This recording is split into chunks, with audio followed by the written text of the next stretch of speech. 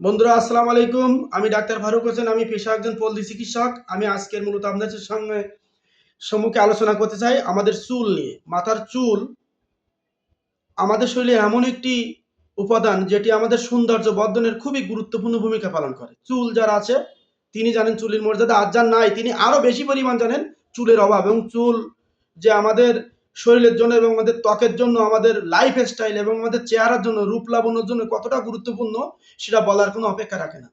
আমাদের মাথায় যে চুলগুলো আছে আমাদের প্রতিনিয়ত মাথা থেকে আমাদের প্রতিদিন 30 থেকে 50 মতান্তরে 80 এরকম চুল আমার প্রতিদিন শরীর থেকে ঝরে।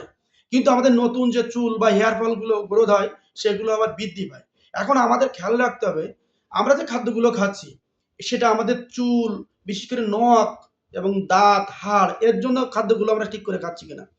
Calcium, iron, zinc, chloride, phosphorus, manganese এবং আমাদের শরীরের জন্য আরেকটি যে গুরুত্বপূর্ণ উপাদান প্রাকৃতিক যে ভিটামিন বি12, এটা আমাদের ত্বকের জন্য, চুলের জন্য খুবই ও গুরুত্বপূর্ণ একটি উপাদান।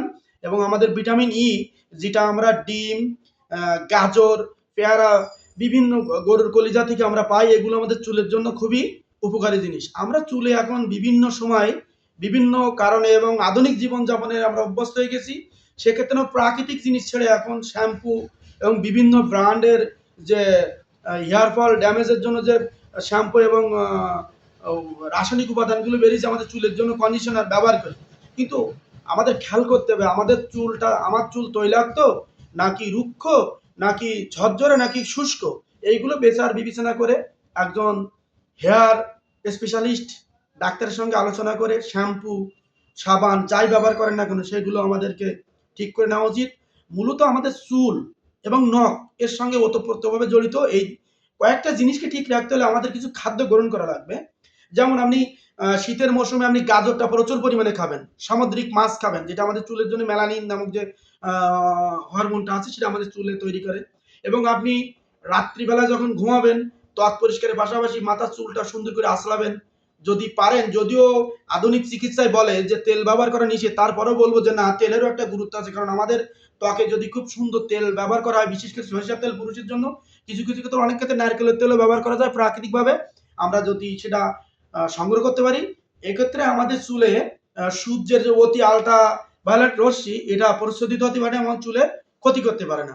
এবং চুল অধিক লম্বা আবার খুব ছোট বা খাটো করে কাটা ঠিক না, কারণ চুলের একটা মিডিয়াম গ্রোথ থাকে। আর এখন আধুনিক যুগে আমরা যে মেশিনগুলো ব্যবহার করি এ থেকে আমাদের চুলের অনেকটা ক্ষতি করে। কিন্তু আমাদের মাথার চুলটাকে ভালো রাখার জন্য আমাদের খাদ্য খাবার, পানি এবং আমাদের যে থাকার বা আমরা যেখানে ঘুমাই তার পরিবেশটা খুবই ভালো রাখতে হবে।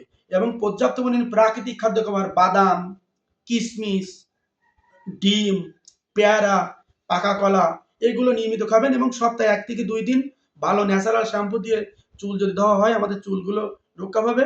এছাড়াও যদি চুলের বিভিন্ন সময় বিভিন্ন সমস্যা হতে পারে না, সেক্ষেত্রে আপনারা একজন হেয়ার ফলিস্টের কাছে ট্রিটমেন্ট হবেন। এবং আশা করা যায় আপনারা ভালো থাকবেন। ধন্যবাদ সকলকে। আসসালামু আলাইকুম।